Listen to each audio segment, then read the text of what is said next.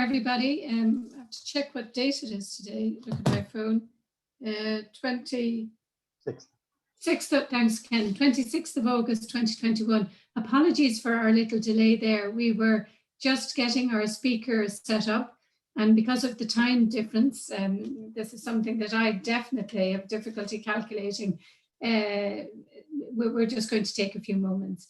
So I'd like to introduce myself. My name is Fiona McNicholas. I'm a child and adolescent psychiatrist, and I work clinically in a number of services here in Dublin, Ireland, but also academically in University College Dublin. And we're delighted in UCD that we have set up a UCD neurodiversity project, which we hope will allow us to really contribute and enhance the experience of young students and older students coming to UCD so that they might be able to enjoy and optimize their time in the university and contribute to the university life, and then end with whatever goal it was that they started to come into the university with. So that's a project that we're starting, and we're very much mirroring it on the Stanford University Neurodiversity Project. So we're delighted with Professor Fung's help there. The other thing that we have done in UCD, in collaboration with a number of international colleagues from Australia, where today's presentation is coming from, also from the United States, from the UK and other countries, we have set up a series of Neurodiversity Masterclasses, and that's by an international neurodiversity society. And actually today is our 7th Neurodiversity Masterclass series. So we're delighted that you've all tuned on to join us. At exactly the right time in my introduction, our next guest speaker has arrived. So I'm really delighted to introduce to you today Professor Sonya Girdler. I was delighted to have been able to chair a talk that Sonya had done in December 2020 when UCD launched its kind of neurodiversity project, and we had a 2-day conference, and Sonya was one of our speakers there. So I know, Sonya, we're all in for a treat today, and I'll just give you an introduction which will allow you to catch your breath after that panic probably of realizing the time difference. So thank Sonya, you. You're welcome. Sonya is a professor of occupational therapy in Curtin University in Western Australia. And Sonya is also program director of the Autism CRC Adulthood Program, along with being director of Curtin Autism Research Group and a co-lead of the Neurodiversity Child and Maternal Health domain of the Enable Institute. And I wonder, somewhere throughout your talk, Sonya, you might tell us a little bit about the Enable Institute. It was something that I wasn't familiar with. In addition to that, Sonya has very close links with the Karolinska Institute in Sweden. And Sonya, I've listened to some of your presentations. I think at their 10-year reunion, you gave a fantastic presentation at that. So I'm looking forward to hearing a little bit more about how that work has developed over time. So over to you, Sonya, and thank you very much.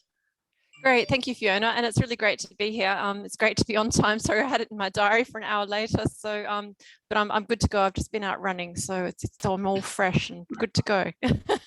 So I'll just share my screen. Just give me a moment. Here we go. There we go. Can you all see my slides? Yep. Good. Good.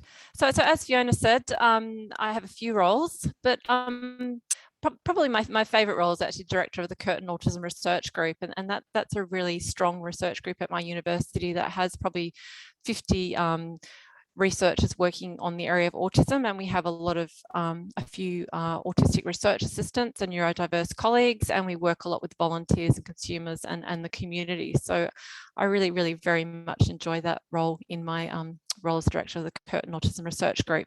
We also have our own website as well, so if you want to know more about some of the work of our group, you can just put that into Google and you'll be directed to our website. So I'll just transition my slides. They seem to be, oh, here we go, hang on. Sorry, I think I actually have put up yesterday's presentation. I just a second, hang on, I think I've shared the wrong thing. Just a minute. Here we It go, sounds like islands. you've been Here really we are. busy.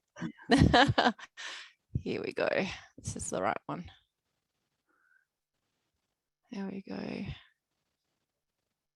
It's this one here. Okay, share.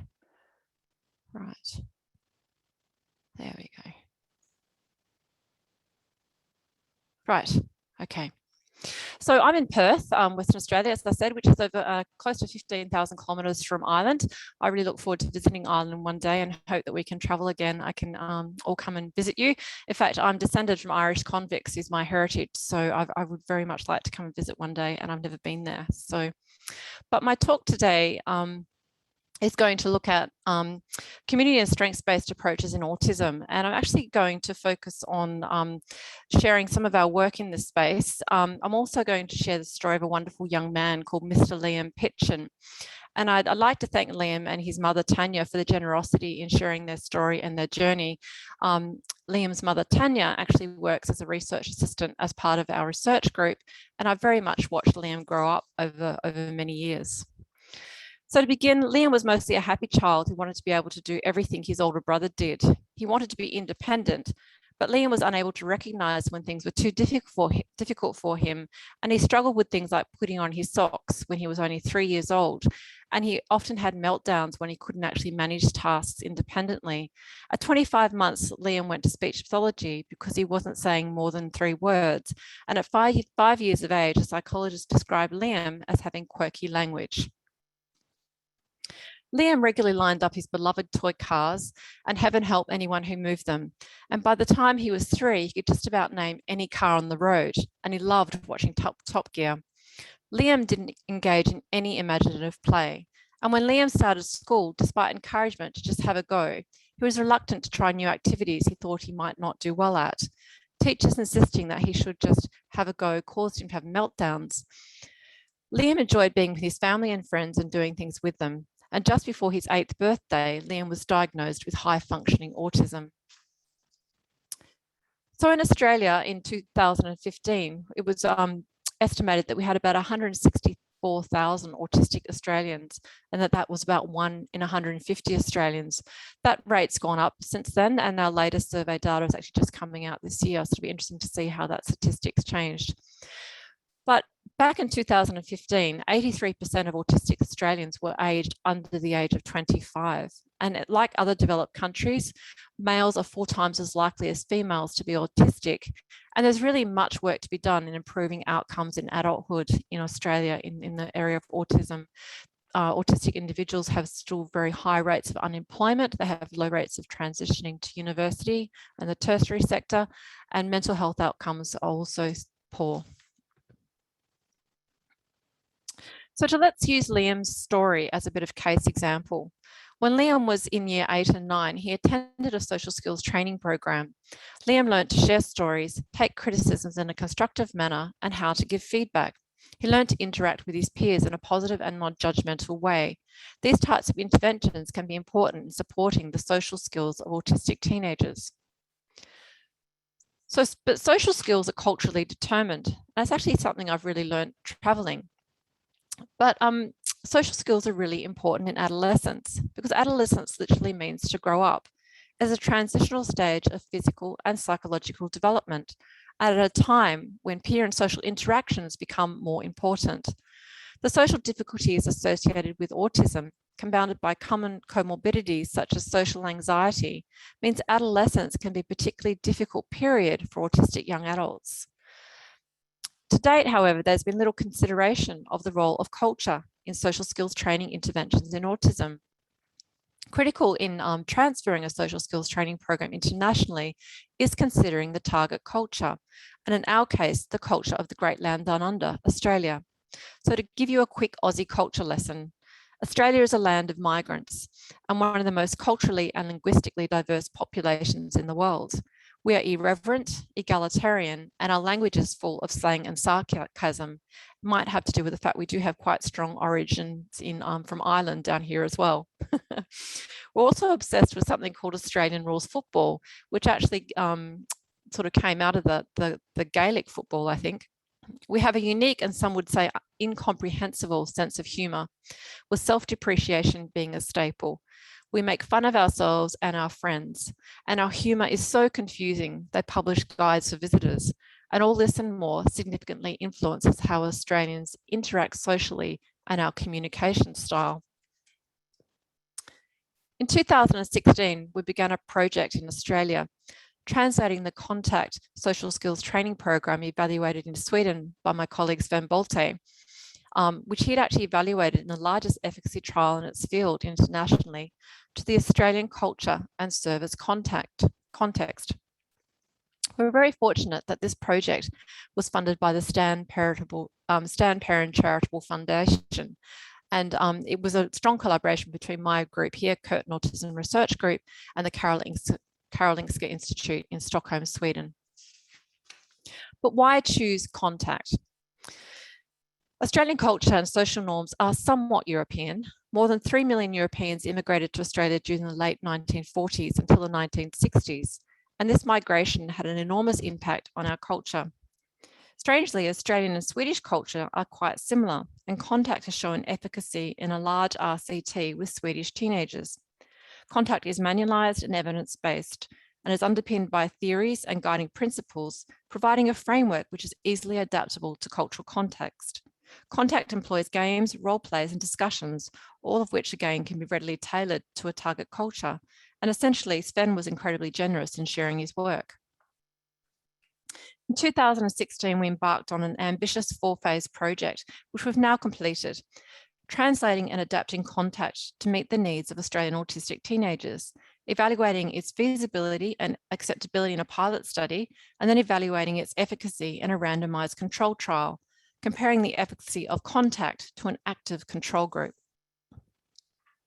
We've now published our feasibility study, and this is available for you to read. And this is actually the work that we put into actually translating KONTAKT from the Swedish to the Australian context. Obviously, that first involved a language translation, and then we adapted many of the activities and some of the structure of the program to actually align with Australian culture. We've actually now finalised the manuals and workbooks for this program, and they're about to be published here in Australia in the next month. So we're super excited that these are about to be available and published in English. So watch out for that. There's also training now available on the English version of KONTAKT through the Karolinska Institute. So if you're particularly interested in it, send me an email and I'll connect you with the team at KIND in Stockholm who are doing virtual training on KONTAKT.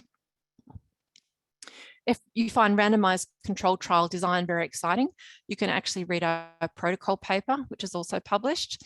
But I think the most unique thing about this randomized controlled trial was that we actually compared KONTAKT to an active social skills training program. KONTAKT to an active control. We actually compared it to a cooking group. Because when you actually look at the design of many randomized control trials evaluating the efficacy of these social skills programs, they're actually often compared to usual care, which very often is in fact no care. So I really don't think we've really understood the true efficacy of these programs in regards to comparing them to more active control groups like cooking programs, social groups, where social skills aren't explicitly taught, but more in a sort of loosely structured social environment. So our main research question was, after controlling for social context, so therefore the cooking group, can KONTAKT support autistic adolescents in achieving their personally meaningful social goals? So that was our main research question. So as I said, we did a randomized control trial, and this diagram presents the design of our study, which is the gold standard of research design. After screening 158 autistic adolescents, we reached our target sample of 90 participants, which we then randomly assigned to either the KONTAKT intervention or an active control, the cooking program, which we called Super Chef. Super Chef was specifically designed for the purposes of the study by a team of occupational therapists experienced in working with autistic teenagers.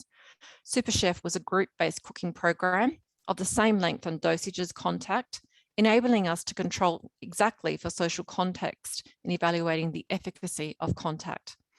Because maybe there are benefits from actually just putting autistic teenagers together in a group and giving them social support and encouraging them to interact.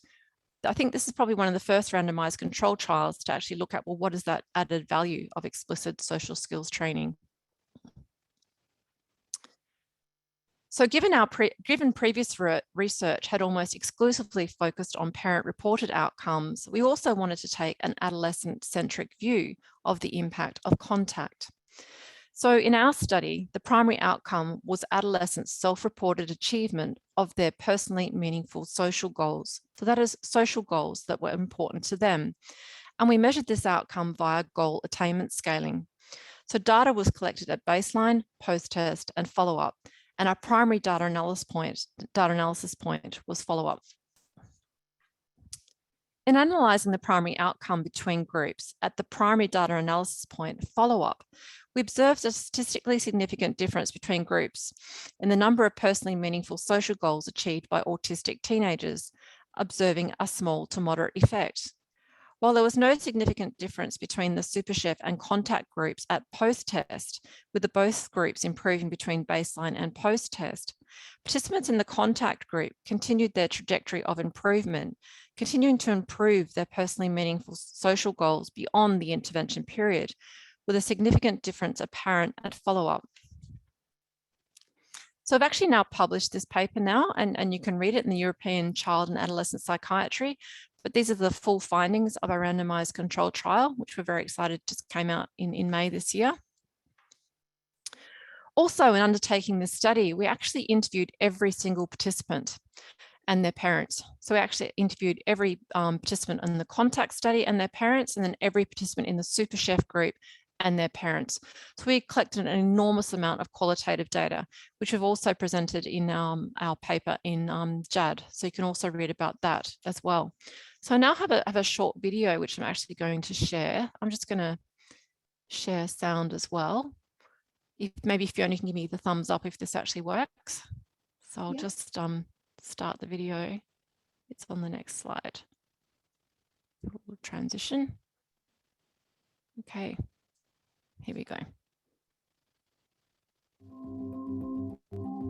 KONTAKT is a social skills training program for children and teenagers with autism spectrum disorders. It aims to build their social skills and then support them to generalise that to their everyday lives.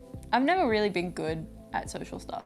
Doing KONTAKT made it a lot easier to keep in mind the dynamic of the people around you, to just kind of remember that you're not the only person in the room. Before I did KONTAKT, I was very nervous around other people. I hardly talked to them. I didn't want to talk to them. And now, like, after, I feel like I still feel nervous, but I feel a bit more confident being around them and talking to them. People can come together and be themselves and feel safe and accepted. It made it a lot easier to connect with people. It was the first ever activity where my daughter has happily gone every single week to. For her to come out every week with a smile on her face told me that it was something really special. When they come in for the first time, they're really not eager to talk to me or discuss things. But the second time that they come in, I can see that they're just talking and they just want to tell me about everything that's happening in their life. We teach everything from social rules and norms and how to read others' minds and intentions and emotions, and to conflict solving. I think it's given me a lot of perspective on kind of how to interact with others in a group scenario, which is what I needed going into it, I think. I feel a bit more comfortable and like knowing what to say and stuff. It's all about having the confidence. When you go to find a work, you need to be able to talk about the abilities or the strengths that you have. If you want to come to uni, it's about being able to move around in a big social environment and just coping with it. In planned social situations, I'm yards ahead of where I was before I did the group. For her to be able to break that down and understand where those difficulties were, and that it was okay that some things were difficult, and this is why, and you know, and this is how I can do it different. It's just giving them more tools in their toolbox, so when they're in a social situation and they just needed help, perhaps they can use the tools. So we're going to have a lot of data to really understand what's really going on in this program, what sort of interventions we can develop going forward for teenagers with autism that are really, really effective. The more we understand and the more we help them, I think the world in general is just going to benefit hugely. The thing that made this research really possible was having a big funding so we can give the program to the kids for free. It's been key. Without this funding, we would not be able to do this research. Undoubtedly, we would not be able to do this KONTAKT study. It's hard to put into words how grateful I am for the funding. The donation makes KONTAKT and KONTAKT research possible in Australia. I'm sure we'll see very interesting scientific results, and also that it makes a difference for the children and the adolescents and their families. The fact that this was a thing that we were able to do and a thing we were able to experience means that we can keep going in the right direction in the sense of autism being more normalised. We're normal people too, and we need to be seen as that.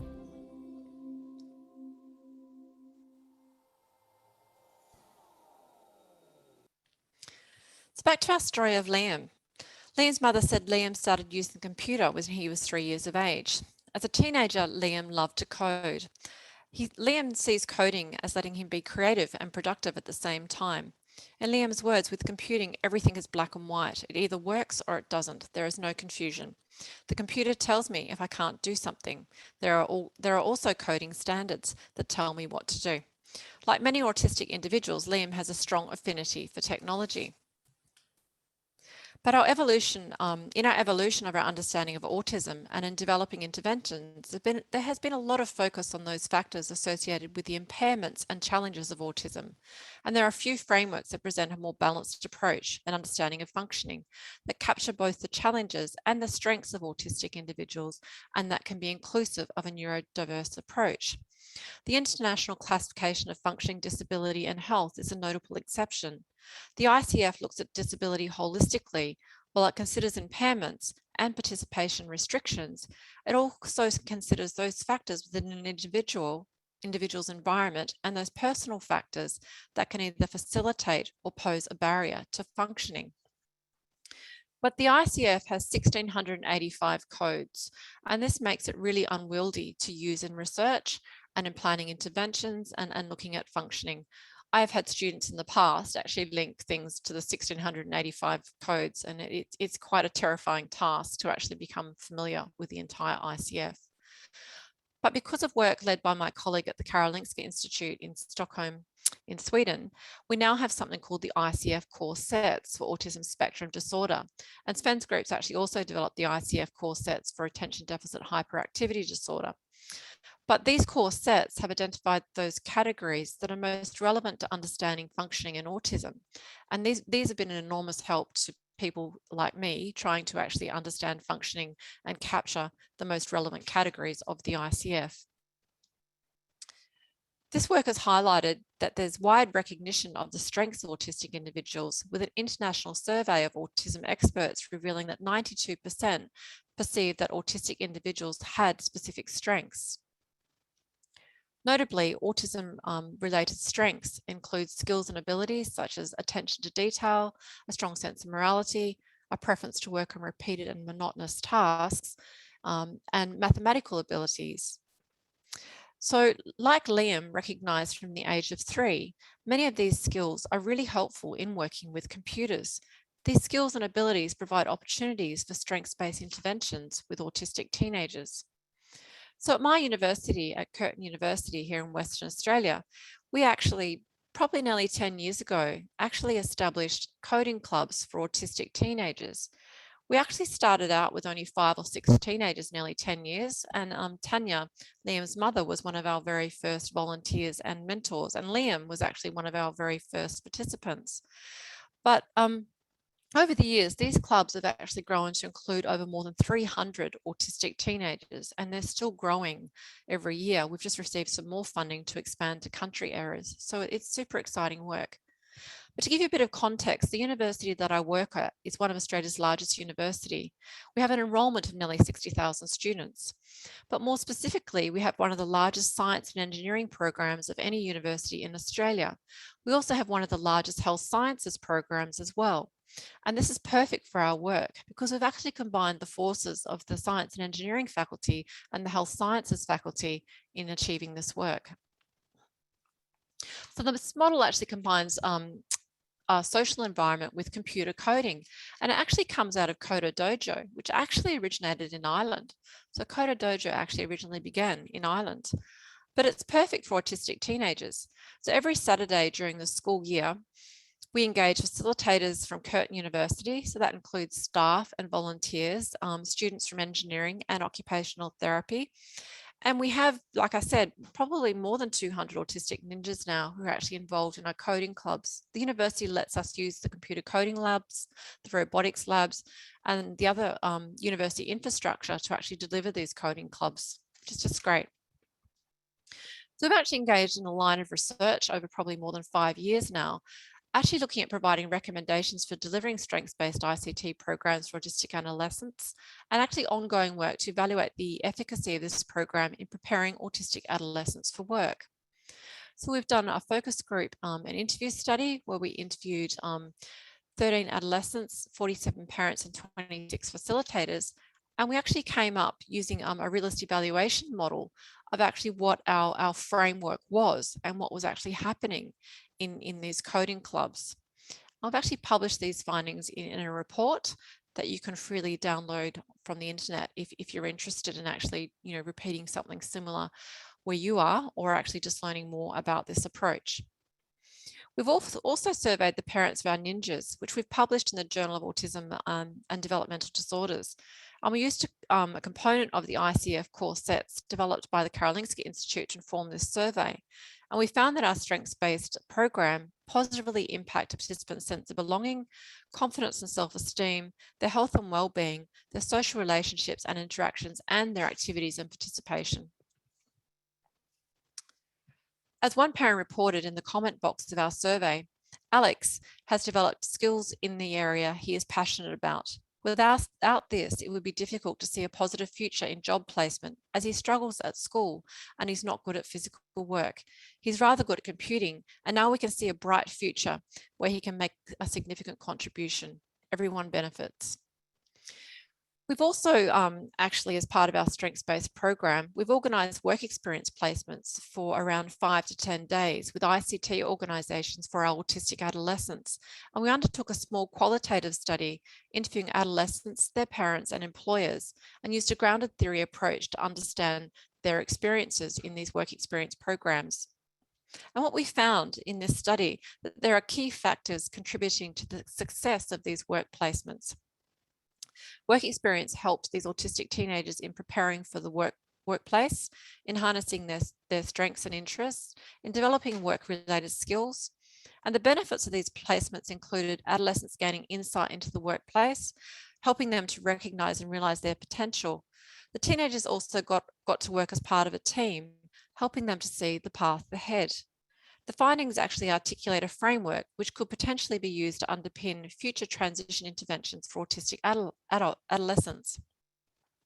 We've also developed a tool called the Integrated Employment Success Tool, which is also now freely available on the web. You can just have to register to download.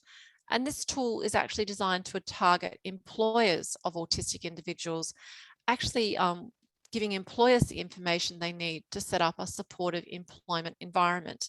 And this is work that has a very strong evidence base. It's been underpinned by about 5 studies, and now we're really excited that it's actually ready to be released and is freely available internationally. When Liam finished high school, he came to Curtin University to study computer science. And like 80 other autistic students on our campus, Liam joined our specialist peer mentoring program. Liam said his mentor was great. He knew him before he went to uni because he was one of the mentors in the coding club. And his mentor actually helped him to negotiate the university environment and to understand the challenges of actually functioning on such a large university campus. So I have one last short video I'm going to share with you about our specialist peer mentoring program. The Curtin mentoring program is basically a social gathering for people who have autism or on the autistic spectrum. I went to a really small school and a class of 8 people, and so going into such a massive school, massive university, it was very difficult. It was a massive change. In the first year of uni, I didn't have anything or anybody. I didn't have any friends, and socializing with this many people on a relatively small space was fairly hard. So I wanted to become a Curtin specialist mentor because I have an uncle who's got Asperger's, and I really saw that he struggled. I've always wanted to be a mentor, and this was a great program for that. At the same time, it allowed me to learn a bit more about the autism spectrum and also people on the autism spectrum. I thought that I really wanted to be involved in it because I think that everyone has a right to education and a right to not have like a blanket way of learning. I know, like, for a person with Asperger's, if you're on your own and it's your first day of uni, it is really, really, really daunting. And as soon as you meet someone, it just gets so much better. My main concern with university has been not making any friends throughout my studies. My specialist mentor helps out with this by assigning me small social tasks to do each week that help slowly build up my confidence and help make new friends. It's great to be able to just catch up and have a coffee and talk about what is going on in life in general. It's been a great support to know that someone's there. For actual people, it's actually hard to understand why we're so stilted. And we're not actually that stilted, it's just them who are being stilted against us. I think I had a really one-dimensional view of autism, and I really didn't understand that people with autism have these like incredible strengths. I've learnt that everyone is different. I've learnt that things I may take for granted may be quite hard for people with the autism spectrum condition. I hope to one day make an important invention or discovery in the fields of mathematics, science or engineering that will have a positive impact on the world. Well, I've gained professional skills which I can take into my career. I've been able to develop communication skills, leadership skills and also oral presentation skills, which are highly beneficial for me. I get to be normal in a room full of people who are trying to understand me. It's great.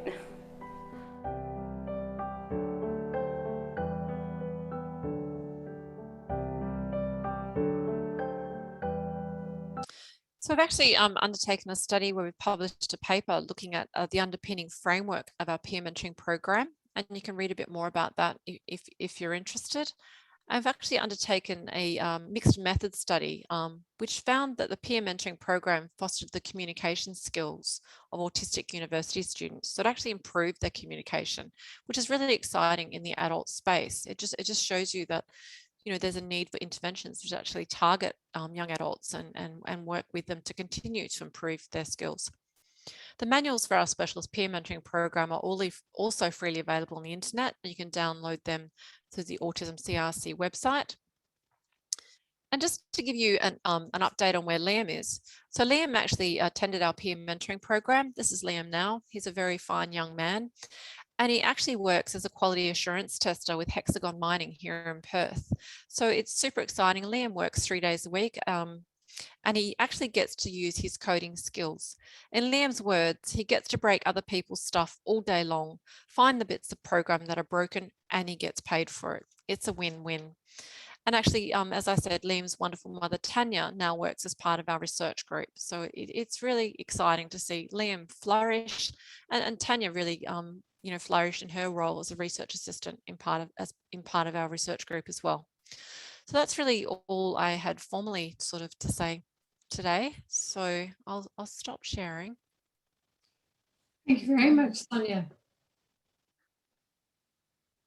I can see there's lots of chat. Sorry, I wasn't watching the chat when it was coming. So the way we'll do it, don't worry, you can't multitask that much and give such an excellent presentation. So I'll just maybe throw it open in terms of you were mentioning there about the mentoring program, ending with that.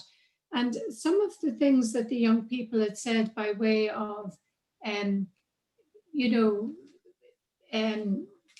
understanding each other, benefiting from each other, and also the qualitative work that you did with the KONTAKT program in terms of how daunting it is to go somewhere, to be nervous of meeting new people.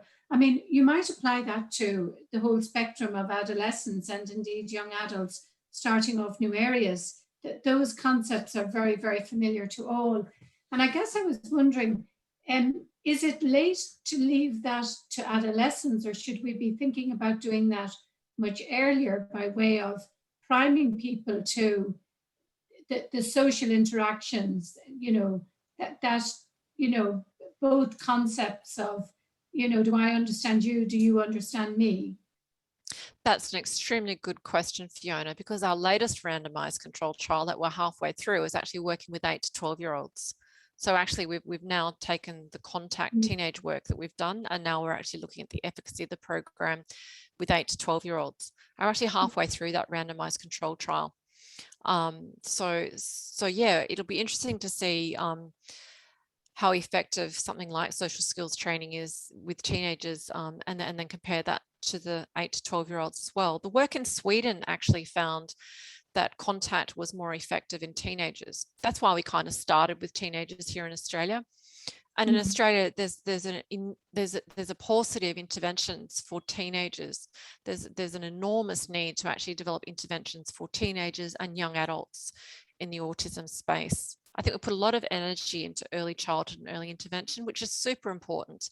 And you know, that's incredibly important to support children in that early development when neuroplasticity is high and when they're still growing and learning.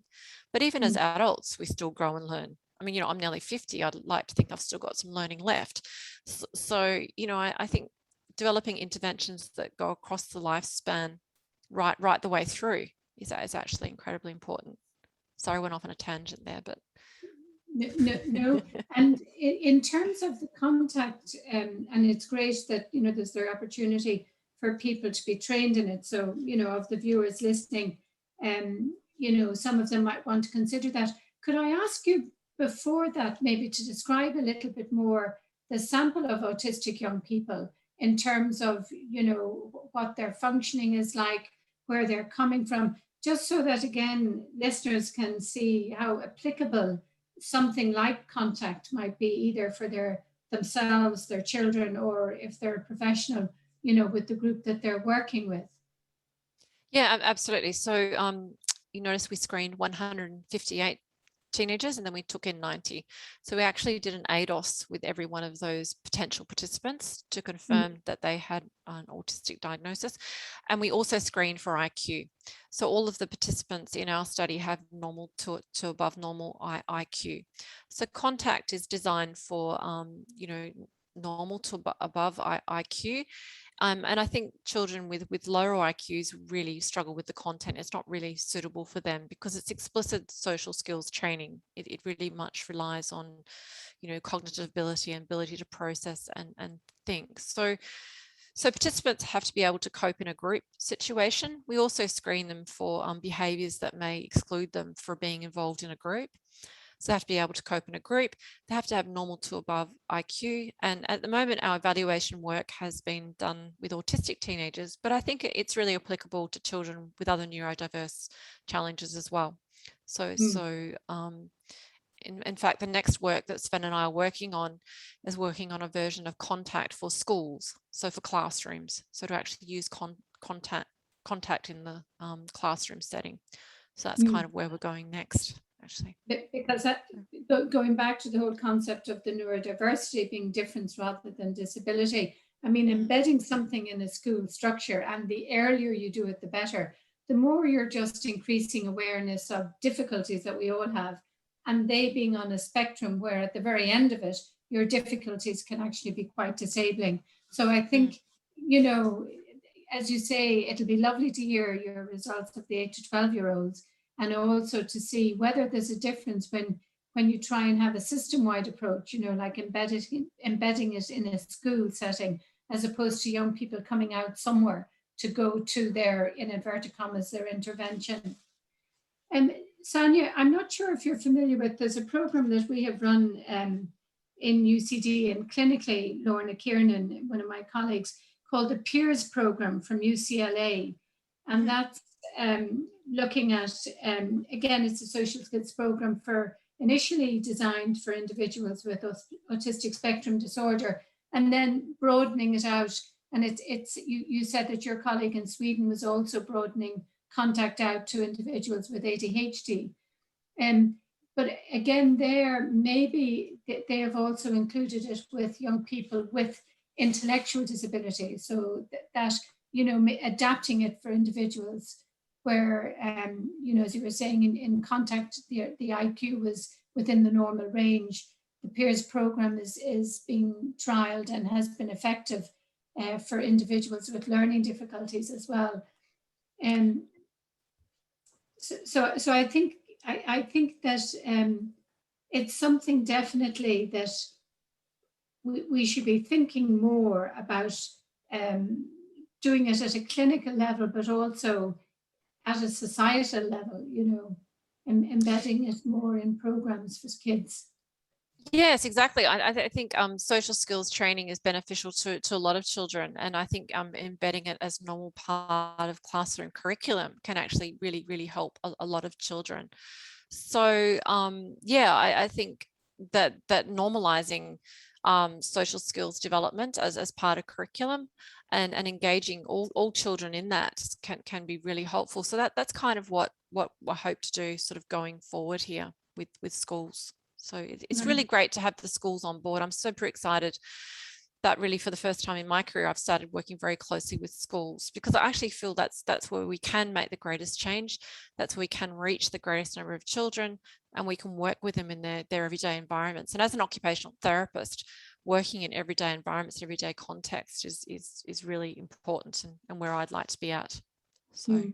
And moving it forward, because obviously, you know, you referred to the ICF, which is fantastic because it really is looking at functionality and integration and a rights-based approach. Moving that from college and going into the work environment, you mentioned that the intervention allowed a lot more people, you know, to finish college, move successfully into education. And then you mentioned, you referred to that tool, which again, I'm not familiar with.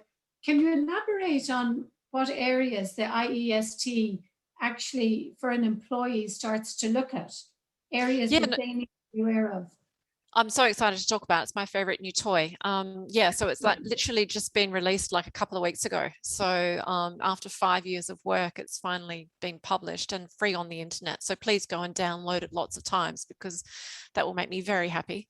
Yeah, so the IEST actually works through the phases of employment. It starts right from, you know, advertising the job, right through, you know, ongoing and supporting autistic employees. So it's actually directed at employers and giving employers the skills to support an autistic employee in the work environment. So you know, it's a rather chunky document. It's about 60 pages, but it's designed to, you know, dip in and out where employers might need to. They can either read it from, you know, front to back, or work out which stage of the employment process they're at, and then go to that section. So it's designed to help employers think about what are the most important factors at that stage of employment, what are some strategies, what are some supports, what are some ideas. It's got checklists, reference to some tools, some of the research that we've done. So yeah, so I'm super excited about it. Appreciate your feedback, but is it very much geared at the managers within the job, or does it include co-workers as part of that? So it does have some information in there for co-workers. It's very much directed at the person employing an autistic individual and how they support that person in that employment context. So it does talk about things like social situations and how co-workers can be supportive, and how an environment can be supportive. We're actually really interested now going forward, actually looking at how we can support autistic employees in flexible working environments. In fact, we've just been funded for a small study to look at how we can support autistic individuals working from home, because we all know that with, you know, COVID is around for all of us, like, well, you know, more so in other areas than, you know, but flexible working from home has actually become, you know, the last 18 months a really important area to consider. So we're actually starting to look at how we can develop working strategies and working approaches that support autistic individuals working at home. So yeah. And do you think is there anything similar for university, college students, and indeed even ordinary school students, you know, that you can give this to a head teacher or to a university group so that they can actually also focus on the needs of individuals coming into their area? No, not yet. I'm working through my list of major life areas. Another job for you, Sonya, to do. Yeah. But anyone else is free to help me in that endeavor if you'd like. But it's very important. So actually my wonderful colleague Sven Bolte in Sweden has actually written a book focusing on schools and the school environment. And in fact, one of my hobbies is translating Swedish to English. So actually, honestly, I've started translating that book with a couple of colleagues here, actually looking at the school environment and how we support autistic children at school. So if you read Swedish, you can go and find that book. But other than that, you might have to wait until we've finished translating that wonderful piece of work. So I've been very, very lucky in my career that Sven's been incredibly generous in sharing his work. All I had to do was learn Swedish and learn to do translation. So it's been wonderful. Yeah. That was a total ask. What I'm going to do is maybe introduce the co-chairs with me today, Ken Kilbride from ADHD Ireland and Beth Kilkenny from UCD, and they might ask some questions. I know some of the audience have been sending you some questions. Beth and Ken, over to you. Okay, thanks so much. Obviously, thanks, Sonia, for the presentation. As I mentioned previously, we would be parents to a now 24-year-old who would have Asperger's. So I can very much relate to the story of Liam, and particularly going back to, Ross when he was the same age, arranging the cars in a very geometric pattern. And his language was quirky. For Ross, it was very simple language. The word more followed by whatever he wanted. And that literally got him through 2 or 3 years. More ham, more cheese, more whatever happened to be. But bring us up today. Just the very first question came in, I thought was quite interesting. So what are your thoughts on the idea that autistic people don't have social skill deficits, but rather their social skills are just different from non-autistic social norms?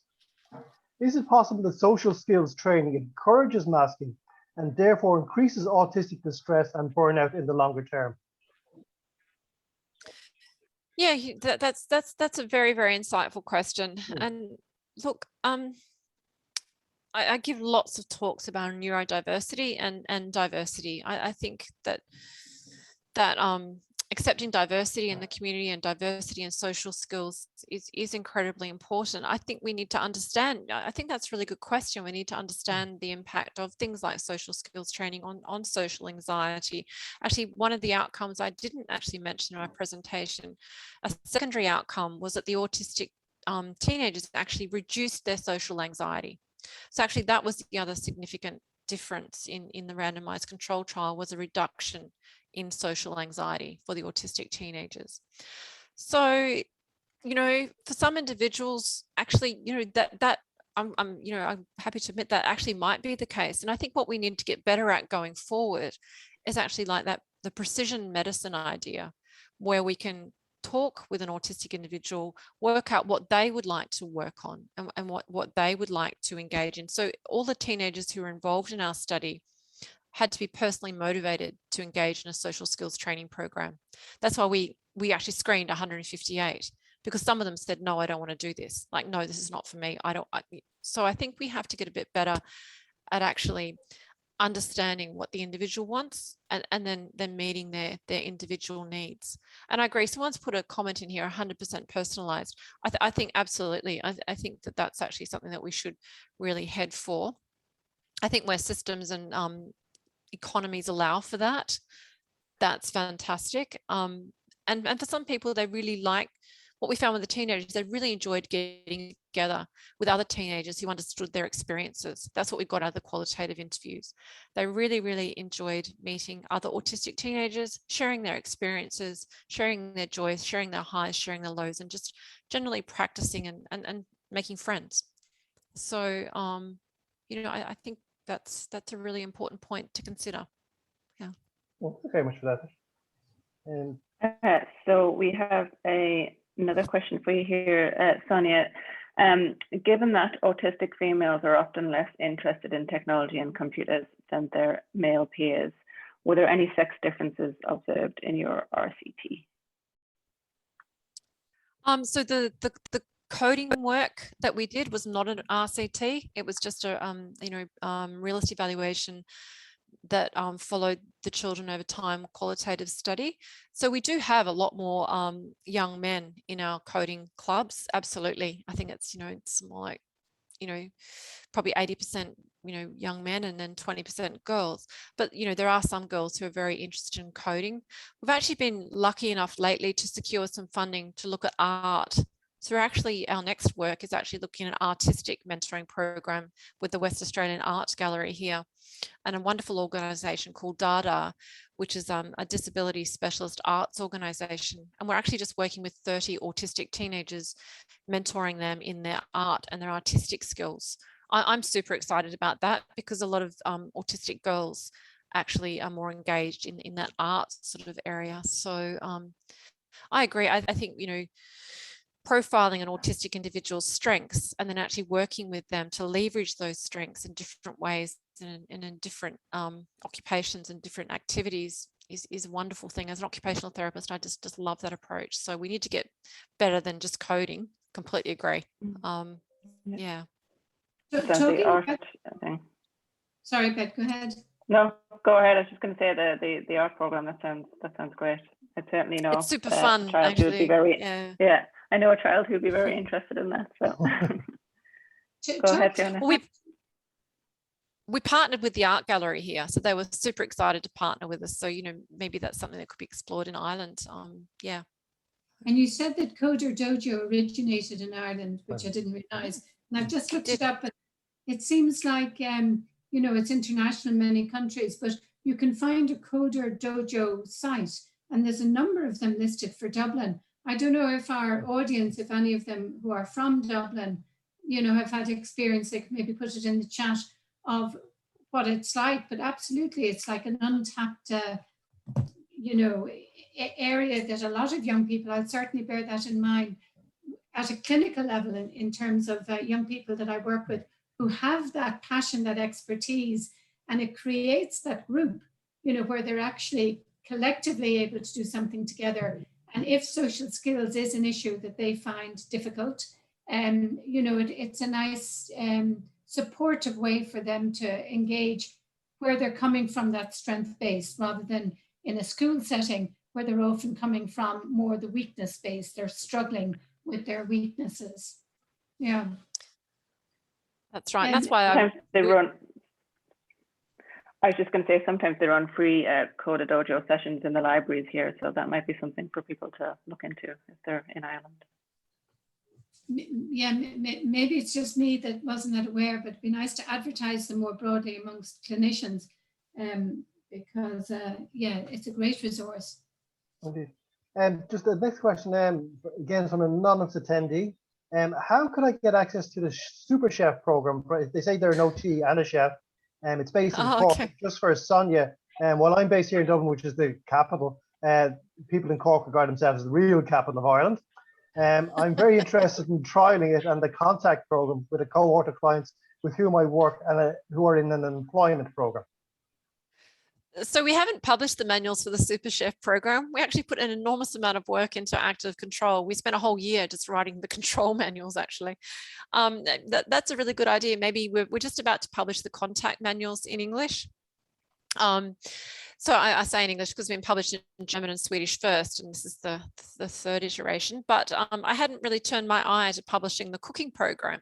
But the cooking program was highly acceptable and the kids really enjoyed it. And we put an amazing amount of effort into the worksheets and the structure of the program. So maybe we should actually turn our mind to actually publishing the control group as well.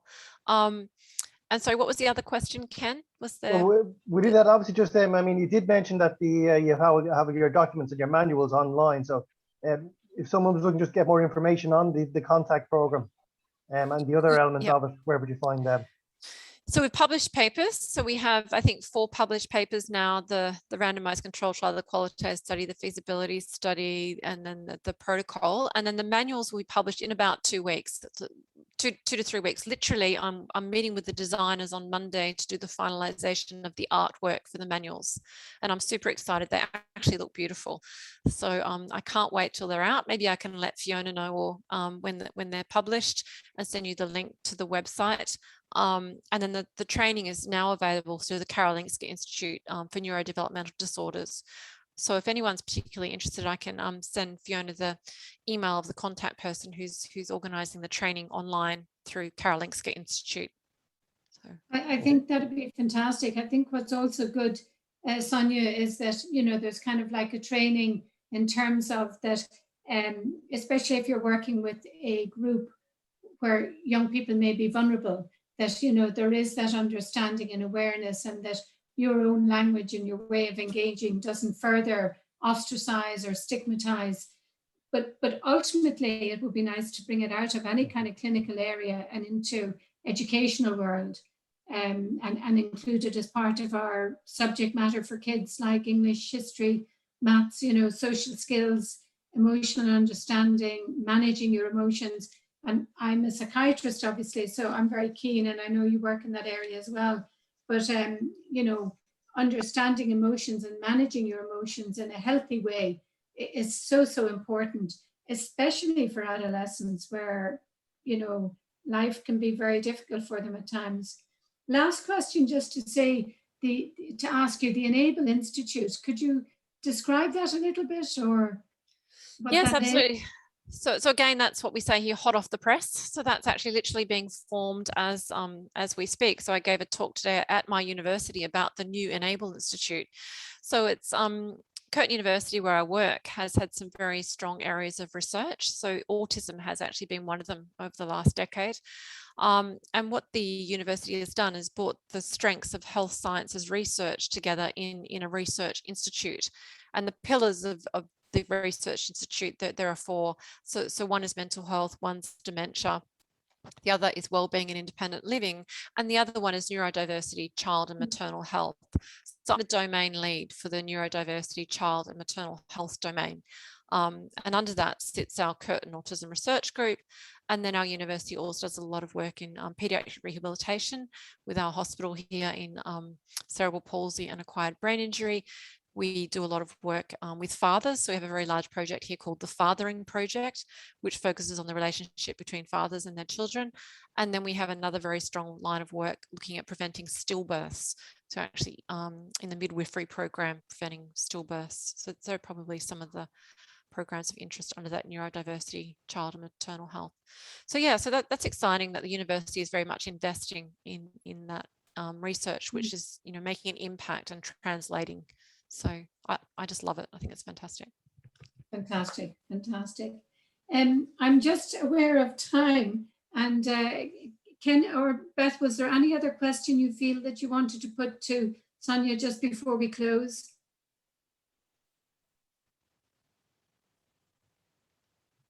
No, I think we're good in terms of the questions. Okay, lovely. So it only leaves me to thank you, Sonya. I hope you're going to be able to have a rest now, and that you don't have to, well, actually it is nighttime over there for you. So you should it's only 7 o'clock, it's early. Well, I've been for my run, so I'm all good now. It's interesting what you said about the Australian humour. My son did some stand-up comedy in Dublin before he went to Perth. And actually, he's only done one over there because he said the humour is quite different. It's notoriously unique. In fact, you know, whenever people come to visit, they just don't get it. And I'm often explaining what's going on. So it is incredibly unique. And I think, you know, from an autistic teenager's point of view, it's incredibly complex, like the humour of any culture. And it's really hard to understand. So I think that's in social skills training. We actually really have to understand the target culture and really account. And I think that's a lovely way to end our session today on the neurodiversity, because it really is about, you know, different people have different perspectives on things, and what's funny to one person is terribly offensive or hurtful to the other, and that's just humor. You know, it was meant to be fun, but you know, it may not. So thank you so much for the presentation today. Really enjoyed it. And I do look forward to emailing and linking up, and indeed maybe some of our audience as well will follow through on whether it's KONTAKT or Coder Dojo or the educational employment questionnaires. May I remind the audience that on the 20, I had it open there, September, yes, 23rd of September, our next speaker is Mary Doherty, who's founder of the Autistic Doctors International, and she's going to be speaking. Beth, I'm not sure if we have a time for that yet. It's not on the, is there a time? I think that will be 5 p.m. Irish time. Right, yeah. But in any event, do check the Eventbrite details just in case. Okay. Yeah, I'll send on a link to everyone. Yeah. Lovely. Take care, everybody, and thank you for joining. Thanks again, Sonya.